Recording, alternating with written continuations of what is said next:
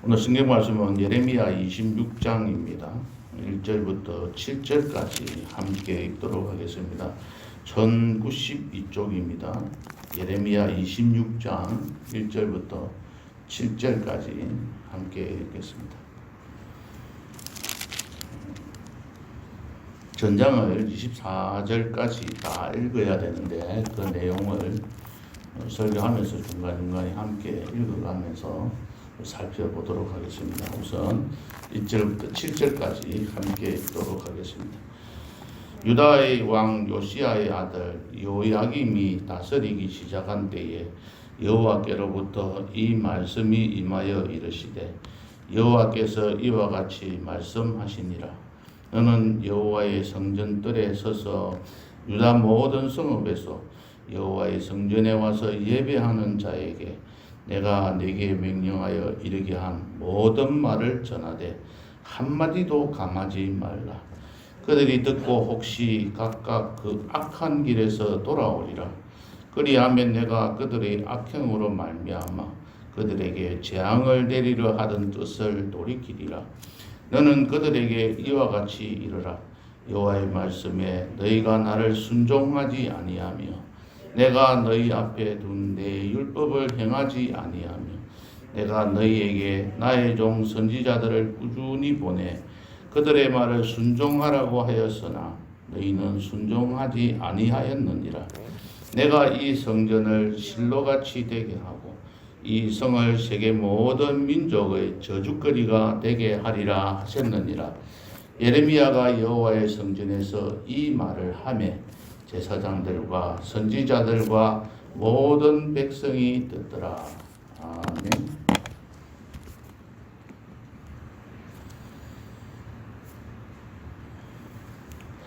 네, 오늘 이 말씀은 26장 1절에 나와 있듯이 유다 왕 요시야의 아들 요야김이 나라를 다스리기 시작한 때 그때에 여호와께서 예레미야에게 나타나셔서 너희가 성전의 뜰에 가서 하나님께서 말씀하시는 것을 한마디도 감하지 말고 그대로 전해라. 그 백성들의 마음이 찔리든지 마음 아파하든지 어떠하든지 거기에 대해서는 신경 쓰지 말고 그대로 전하라고 말씀을 하고 있습니다. 여기에 나오는 여호야김이라는 임금은 지난번 하박국 선지자를 같이 함께 살펴보면서 하박국 선지자가 활동하였던 그 시대와 똑같은 시대입니다. 지금 북이스라엘은 완전히 멸망을 했습니다. 이제 남유다가 멸망할 그런 단계에 이르렀습니다. 약 100년 정도 더 존속을 했는데요. 우리나라로 비교하면 일본이 중국을 쳐들어가려고 하는 그러한 상황입니다. 그래서 우리 땅을 지나가는 거예요. 애굽 나라가 남쪽에 있는 애굽 나라가 북쪽에 있는 아수르를 쳐들어가려고 했습니다. 아수르와 같이 협조를 해서 다른 전투를 벌였고 움직이고 있는데 이 요시야 왕이 줄을 잘못 써가지고 이걸 애굽 바로너고를 막으려고 나갔습니다. 그런데 그 자리에서 이 요시야 왕이 전사를 했습니다. 어디에 줄을 서느냐 하는 것들이 요즘에 세상 사람들이 항상 세상 사람들이 살아가는 방법들 중에 하나입니다.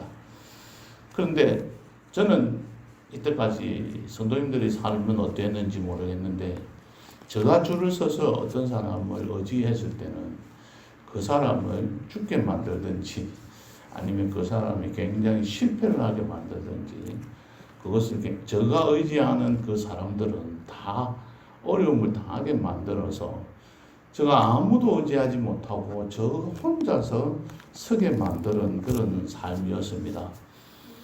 항상 생각할 때마다 이게 뭐지? 라고 생각했지만 하나님께서 저에게 들려주시는 말씀은 세상에 어떠한 것도 의지하지 말고 하나님만 의지하고 하나님께만 맡기고 살아라고 가르쳐 주셨습니다. 그런데 이 하나님은 빨리 대답을 하고 빨리 뭔가 응답을 해주시면 그 하나님을 믿고 나아가겠는데 하나님께서 응답해 주시는 것은 보통 2년, 3년은 걸려야 그 결과를 알 수가 있는 거죠. 아, 그때 지나보니까 하나님께서 인도하신 그 길로 가는 것이 참 잘 갔구나 하는 것들을 인정하고 나아가게 됩니다. 그것을 또 깨닫고 나면 그렇게 살아야지 생각하고 기도해 보는데 지금 당장 그게 이루어지지 않으니까 자꾸 또 다른 방법을 뭔가 저 인간적인 방법으로 사용해 보려고 애를 쓰는 경우들이 참 많습니다. 이래서는 안 되겠다 생각을 또 가집니다만은 또 어느 정도 시간이 지나고 나면 그럴 때도 참 많습니다. 어쨌든 사람들은 어느 한 곳에 자꾸 의지하려고 하는 경향들이 있습니다. 그래서 이 요시야 왕은 아수르를 지원하려고 하는 애굽 나라를 대항해 싸우다가 죽게 되죠. 그 뒤에 자기의 큰 아들이 임금이 됩니다. 그 아들 이름이 누구죠? 여호아스가 그 다음에 임금으로 등장합니다. 그런데 이 애굽 나라가 승리를 한 애굽 나라가 이걸 가만히 두고 있질 않는 거죠. 그래서 이 엘리아스라는 사람을 그 형제를 다시 임금으로 바꿔버립니다. 그 바꾸어서 이름까지 바꿔버린 그 임금이 바로 오늘 나오는 여호야김입니다. 그러니까 이 여호야김 시대는 하박국서를 통해서 우리가 배웠습니다만은 종교적으로나 어떤 정치적으로나 모든 면에서 타락하고 나라 정치가 굉장히 혼란스러운 때였습니다. 그리고 이스라엘 나라 사람들은 이 예루살렘 성전을 굉장히 귀하게 여기고 이곳엔 하나님이 계시기 때문에 이 성전은 절대로 망하지 않는다. 이 성전에 대해서 굉장히 성전을 숭배하는 사상이 굉장히 컸습니다.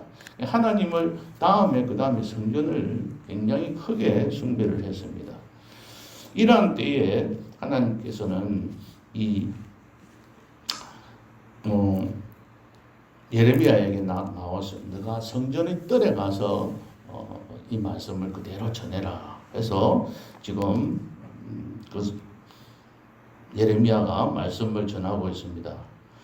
왜 그렇게 하셨냐면 2절 3절 오늘 읽었던 말씀처럼 보면 혹시라도 내 말을 듣고 돌아섰으면 좋겠다 하는 거죠. 3절에 보면 혹시 각각 그 악한 길에서 돌아오리라 그러면 내가 재앙을 내리려 하던 뜻을 돌이키겠다. 그렇게 말씀하시는 거죠. 혹시라도 돌아오면 다시 한 번 더 기회를 주는 그 하나님의 모습들을 봅니다. 그래서 4절, 5절, 6절까지가 이 예레미야가 성전들에 가서 한 이야기입니다. 이 말씀은 7장 1절부터 15절까지 자세하게 나오는데요. 그 이야기들을 줄여놓은 말들이 4절, 5절, 6절, 7절입니다. 그들에게 가서 나를 순종한 4절, 5절, 6절 한번 읽어보겠습니다. 시작. 너는 그들에게 이와 같이 이르라. 여호와의 말씀에 너희가 나를 순종하지 아니하며 내가 너희 앞에 둔 내 율법을 행치 아니하며 내가 너희에게 나의 종 선지자들 꾸준히 보내 그의 말을 순종하라고 하였으나 너희는 순종하지 아니하였느니라. 그 제가 뭐지요? 하나님의 말씀을 듣지도 않았고 또 여러 사람들 선지자를 보내어서 들으라고 이야기를 했는데도 듣지 않았다는 거죠.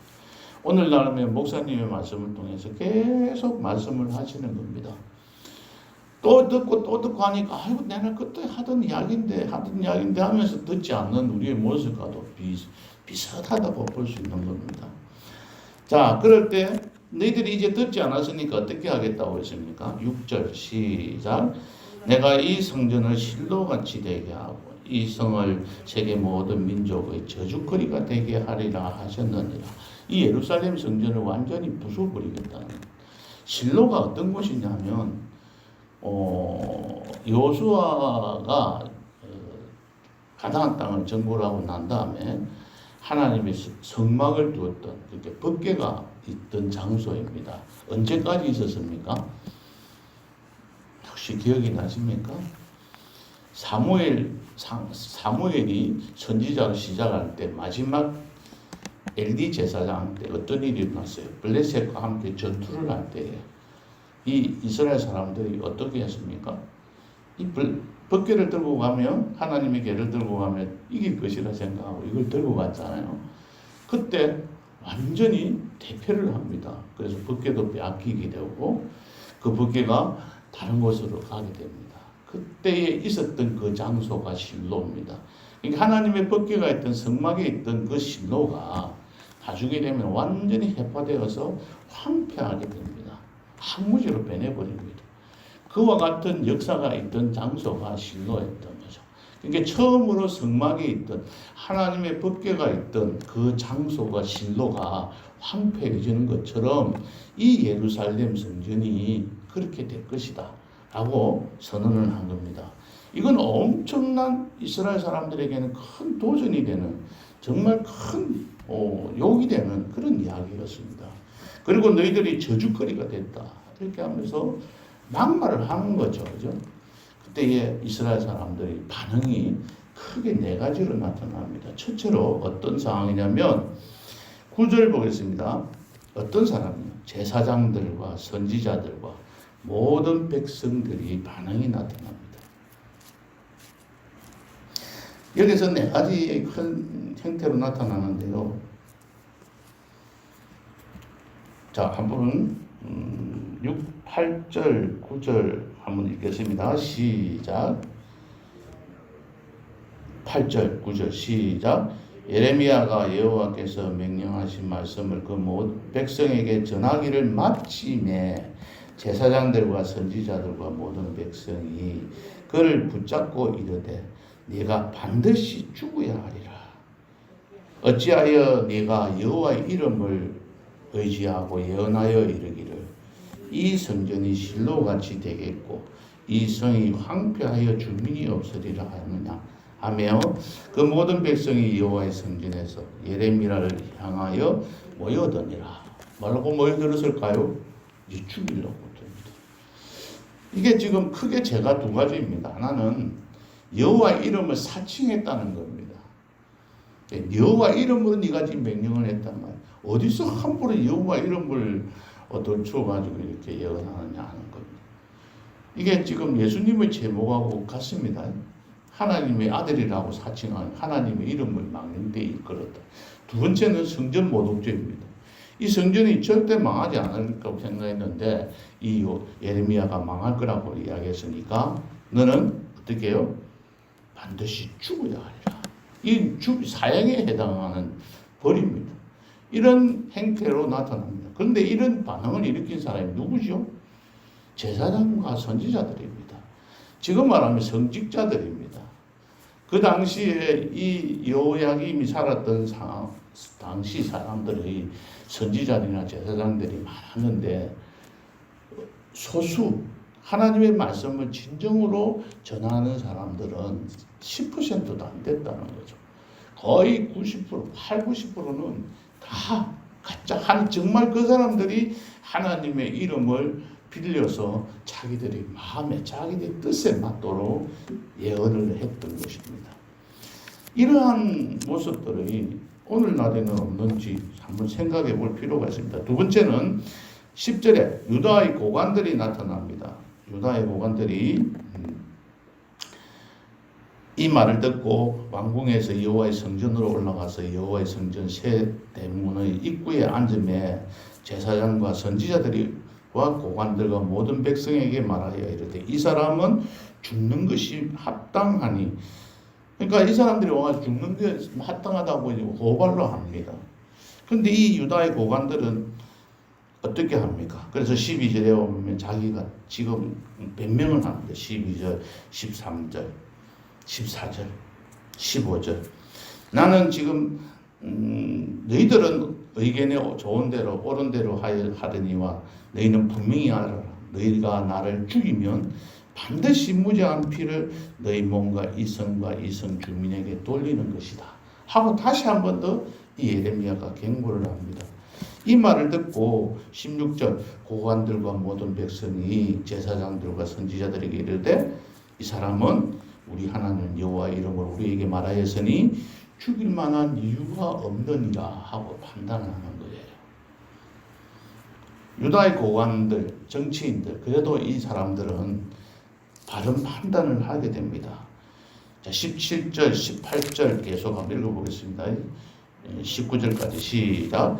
그러자 그 지방의 장로 중 몇 사람이 일어나 백성의 온 회중에게 말하여 이르기를 유다의 왕 히스기야 시대에 모레시의 사람 미가와 유다의 모든 백성에게 이르되 만군의 여호와께서 이와 같이 말씀하셨느니라. 시온은 바깥이 경작지가 될 것이며 예루살렘은 돌무더기가 되며 이 성전의 산은 산당의 숲과 같이 되리라 하였으나 유다의 왕 히스기야와 모든 유다가 그를 죽였느냐?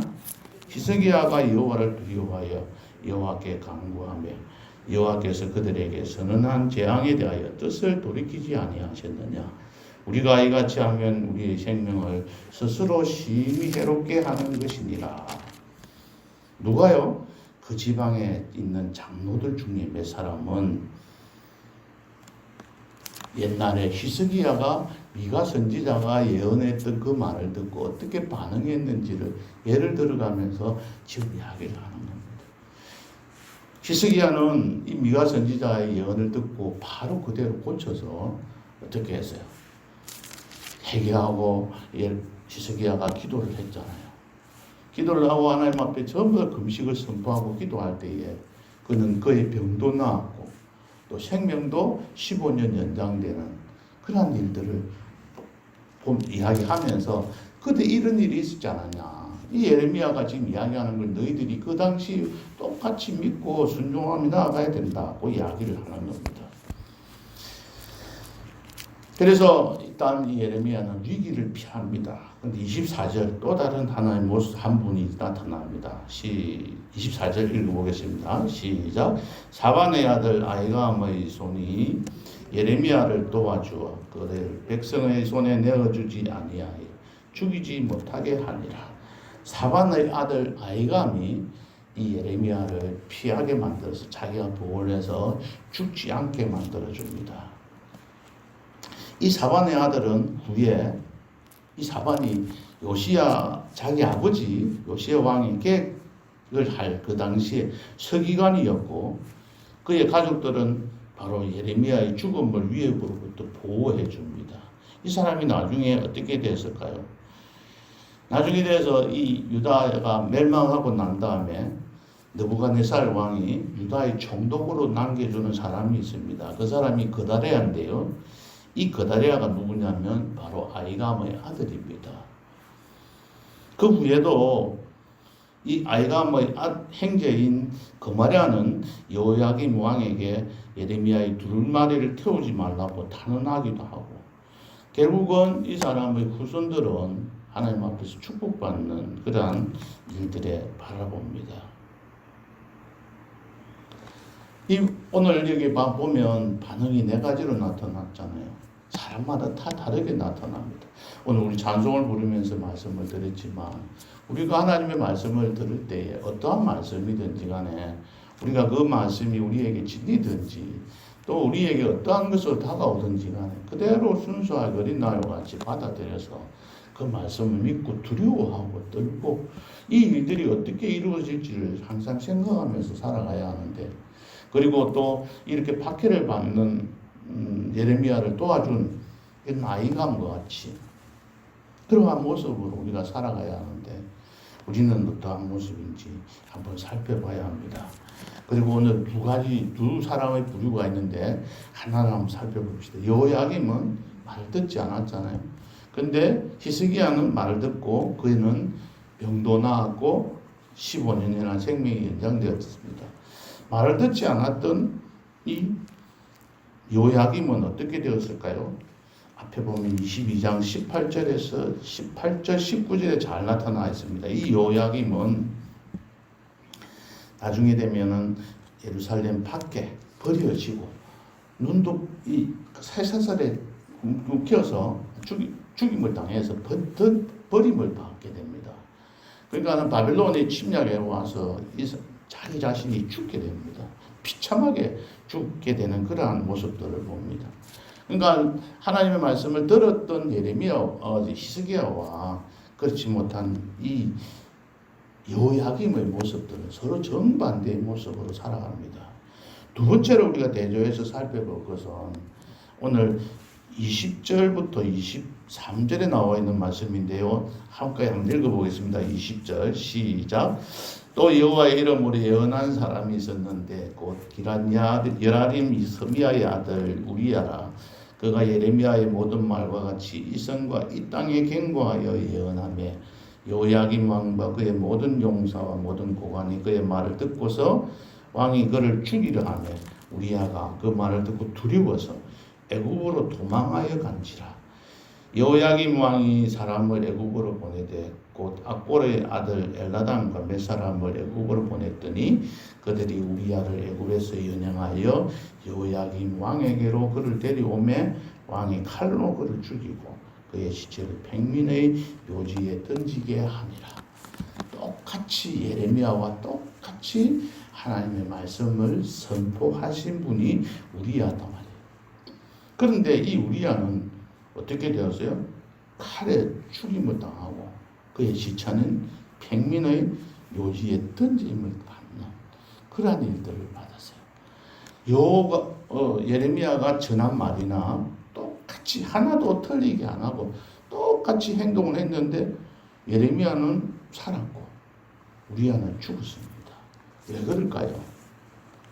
예레미야는 누구에게 기대지 않고 그대로 말씀을 성전의 뜰에 전하고 난 뒤에 누가 와서 이야기해도 두려워 떨지 않고 죽으면 죽으리라는 마음 자세로 그 자리에 섰으나 이 우리야는 어떻게 했어요? 도망을 갔습니다. 애굽으로 살려고 도망간 자는 잡혀가서 다시 죽임을 당하는 거죠. 오늘 앞에 네 부류의 사람도 있었고 또 대조가 되는 두 사람들이 있었습니다. 바로 예레미야와 우리야, 또 그다음 여호야김과 히스기야 왕. 이 두 사람들을 한번 대조하면서 우리들의 삶이 어떠해야 될 것인지를 한번 기도하면서 생각해보는 그런 시간 되셔서 하나님의 말씀을 그대로 듣고 잘 준행하여서 반석 위에 틀을 닦고 집을 짓고 안정되게 비가 오나 눈이 오나 흔들리지 아니하고 참 좋은 집을 짓고 살아가는 여러분 되시기를 바랍니다. 다 같이 기도하시겠습니다. 하나님 아버지 감사합니다. 오늘 아침에 예레미야가 성전의 뜰에 서서 말씀하신 것을 듣고 반응하는 네 부류의 사람들을 살펴봤습니다. 또한 여호야김 왕과 히스기야 왕, 또 예레미야와 우리야 선지자의 모습들을 서로 대조하여 보면서 우리 신앙을 한번 점검해 보는 시간을 가졌습니다. 하나님 주님 안에서 어떻게 살아야 할 것인지 오늘 말씀을 통해서 저희들이 깨닫게 하시고 하나님 말씀하여 주셔서 그 말씀대로 우리가 순종하며 살아갈 수 있도록 하나님 지혜를 주시고 능력을 주시옵소서. 항상 저희들은 부족합니다. 세상의 것을 의지하려고 합니다. 세상의 것을 또 찾아서 내가 피해야 할 곳을 찾아서 그곳을 찾아가기도 하고 그 많은 사람들에게 부탁을 하기도 합니다. 그러나 하나님께서는 하나님만 의지하고 주의 성전에 나와서 기도하며 하나님의 뜻에 합당해서 하나님이 어떻게 움직이고 하나님이 어떻게 계획을 실현해 나가시는지 역사하시는지를 기다리면서 바라보기를 원하십니다. 하나님의 보호 아래 우리들 모든 것들을 맡기고 살아가는 오늘 하루가 될 수 있도록 인도하여 주시옵소서. 예수님의 이름으로 기도하옵나이다. 아멘.